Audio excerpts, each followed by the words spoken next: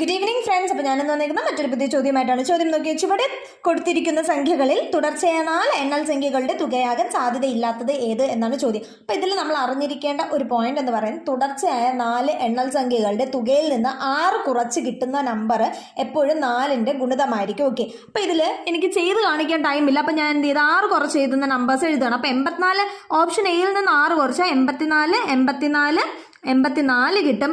Option B 6 കുറച്ചാൽ 66 60 കിട്ടും. Option സിയിൽ നിന്ന് 6 കുറച്ചാൽ 32 48 44 കിട്ടും.